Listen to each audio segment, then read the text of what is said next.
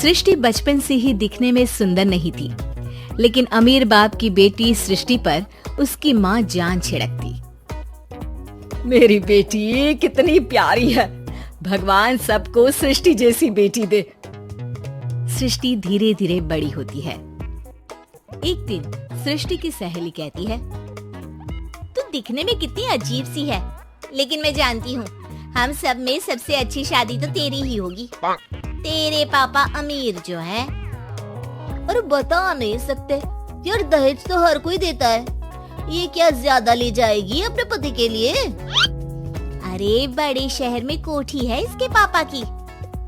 अरे पापा की है ना, कौन सी इसकी है? इसकी होती तब तो कोई भी लड़का इससे शादी कर लेता। अरे पापा की मतलब पापा की है तो मेरी ही है ना? किसने कहा? अब तेरी तो तब होगी ना जब तेरा भाई ना हो। वैसे भी शादी के बाद सारी प्रॉपर्टी भाई के नाम होती है। सृष्टि समझ जाती है कि उसे किसी भी हालत में माँ बाप की सारी प्रॉपर्टी को अपने नाम करना है, लेकिन कैसे? एक दिन सृष्टि का भाई शीनू कहता है, बहन क्या कर रही है? तुझसे एक बात करनी है। अरे हाँ करना, मैं तो तेरी बहन हूँ। बहन मेरी लाइफ में ना एक लड़की है, बहुत अच्छी है। मैं सोच रहा हूँ माँ और पापा से बात करूँ शादी के लिए। सृष्टि को समझ में आ जाता है कि भाई की शादी होते ही भाभी उसे एक दिन भी घर में बर्दाश्त नहीं करेगी। क्या बात है भाई, बताना कौन है वो? यार वो बहुत अच्छी लड़की है, पढ़ी लिखी है, मेरे साथ जॉब भी करती है। बस एक प्रॉब्लम है। हाँ प्रॉब्लम? क्या प्रॉब्लम है भाई? यार वो शादीशुदा है, लेकिन उसके पति ने उसे सिर्फ इसलिए छोड़ दिया क्योंकि उसके माँ बाप दहेज नहीं दे पाए। सृष्टि ये सुनकर न जाने क्यों खुश हो जाती है। अरे भाई तो क्या हुआ, लड़की तुझे तो पसंद है ना? शीनू को लगता है कि बहन उसे समझ रही है। वो इस बात से अनजान होता है कि उसकी बहन की मंशा पूरा घर हड़पने की है। सृष्टि अपनी माँ से कहती है, मम्मी मुझे तो बहुत चिंता है, पता है शीनू क्या कर रहा है? अरे क्या कर रहा है? वो तो काम पर जाता है और वापस घर आता है। नहीं ना माँ, वो यही तो नहीं कर रहा, बाकी सब कर रहा है।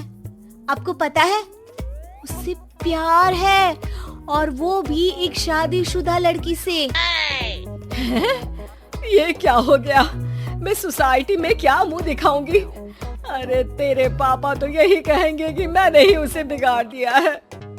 माँ देखो, मेरी बात मानो, पापा पर भी विश्वास करने की जरूरत नहीं है।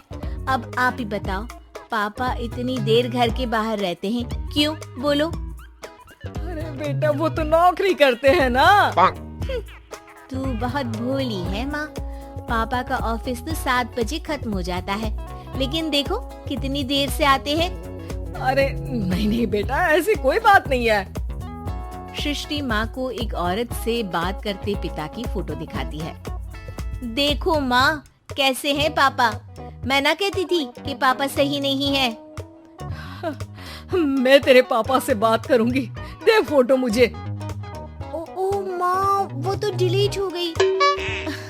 लेकिन चल, तूने तो देख लिया ना, पापा से बाद में बात कर लेना।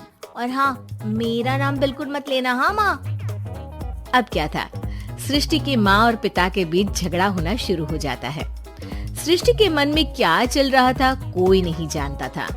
एक दिन, माँ सृष्टि के लिए एक लड़का देखा है, वो लोग शाम को उसे देखने आने वाले हैं। और हाँ माँ, एक खुशखबरी, मैं और पापा मिलकर एक नया बिजनेस ट्राई कर रहे हैं। शाम को लड़का आता है, सांवले रंग का।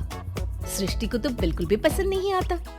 लड़की की माँ कहती है, लड़की का चेहरा तो कोई खास नहीं, लेकिन अगर मेरे बेटे को आप लोग सेटल कर दें, तो मैं उसकी शादी आपकी बेटी से करवा दूं।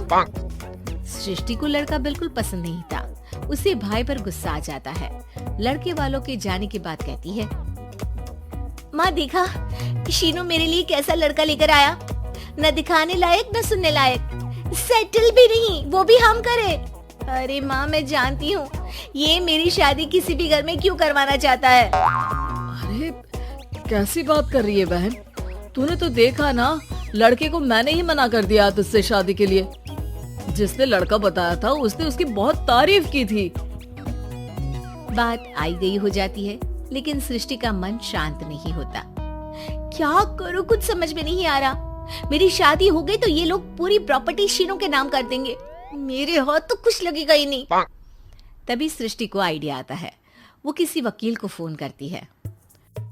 जी देखिए, अगर आपके मम्मी पापा का तलाक हो जाता है तो आपके पिता की आधी प्रॉपर्टी आपकी माँ के नाम हो जाएगी, फिर उसे वो किसी को भी दे सकती है।